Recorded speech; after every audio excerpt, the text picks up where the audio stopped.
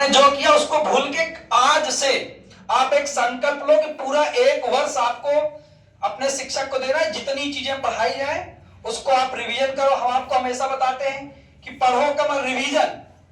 कोई भी आप, ये तो मान लो बोर्ड एग्जाम है, कोई बड़ा एग्जाम आप भविष्य में दे रहे हो, आप प्रयास ये करो कि आप प्रैक्टिस, जैसे प्रीवियस पेपर अभी आपको बताएं, आप बोर्ड एग्जाम दोगे, आप 3 से 4 साल का पेपर सॉल्व करके देखो, 80% आपको मिलेगा उसमें से।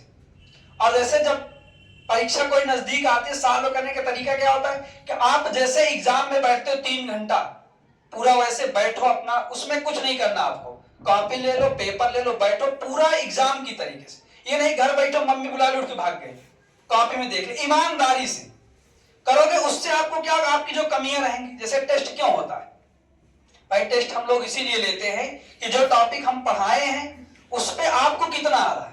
हमारा पढ़ाना नहीं भाई, हम तो पढ़ा दिए, आपको आता कितना है। टेस्ट से हमको इस चीज का ज्ञात होता है कि बच्चा अगर 20 में 12 नंबर पाया है या 18 पाया, कोई 10 पाया, कोई 5 पाया, तो हमें देखते हैं कि आपकी कमियां कहां है, आपके ऊपर और मेहनत करना है भाई। 20 में 20 यहां आप बैठे तो आपके दिमाग में आज से एक बात होनी चाहिए कि जब आपका बोर्ड का रिजल्ट आए तो यूपी में पहली रैंक, कौन सी रैंक, पहली रैंक। अच्छा ला सकते हो, नहीं ला सकते हो, नहीं आवाजें नहीं ला सकते हो ना।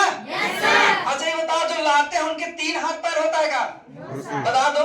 जो यूपी टॉप करता है उसके 3 हाथ होते हैं का, नहीं होते। जैसे आप पढ़ रहे हो, जो खाना आप खा रहे हो, ऐसे टीचर आपको पढ़ा वैसे उनको भी पढ़ाते हैं। बस केवल एक चीज है कि वो बच्चे ईमानदारी से मेहनत करते हैं, और वही हम आप नहीं करते हैं।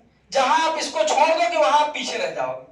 जैसे होता क्या, जैसे आपको आज मोटिवेट कर दिए तो आज जाओ खूब पढ़ोगे तुम लोग, 2 दिन बाद पूरा मोटिवेशन गायब हो जाता है। सबसे बड़ी कमियां यही है। जैसे आज आपको बोला कि आज जाओगे, दीपक सर बोले हैं डेली 1 पेज पढ़ना है, 5 दिन पढ़े उसके हटावा। जहां तुम्हारा जैसे होता नहीं, मन जो होता है पढ़ो, बहुत पढ़ना छोड़ा।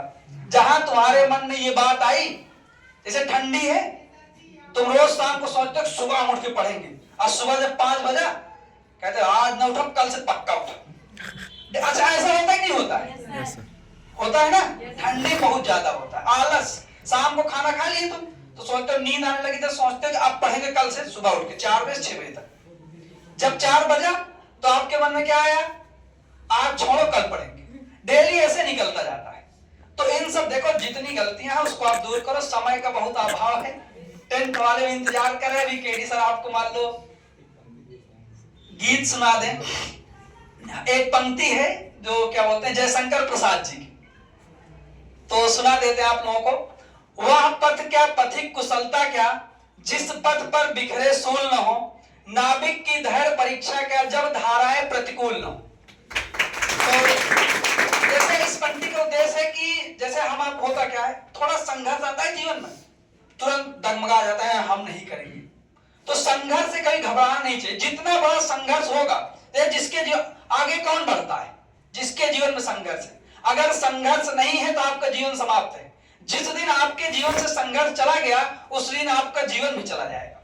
तो संघर्ष के जैसे आप पढ़ रहे हो, बहुत सी बातें ऐसी होती हैं, बीच में ऐसी समस्याएं आ जाती हैं कि आपको लगता है कि हम नहीं पढ़ेंगे, मतलब हम पढ़ाई छोड़ दें। मगर उस वक्त अगर आप उसको टाल के अगर आप पढ़ लिए तो आप जीवन में सफल हो जाओगे। संघर्ष हर व्यक्ति के जीवन, जो सफल होता है, कभी आप पढ़ो, उसके बारे में जानो, तो हर व्यक्ति के जीवन में संघर्ष रहता है। इन्हीं शब्दों के साथ वाणी की विराम देते हैं। पुनः आप सभी को नव वर्ष की ढेर सारी शुभकामनाएं, ढेर सारा आशीर्वाद।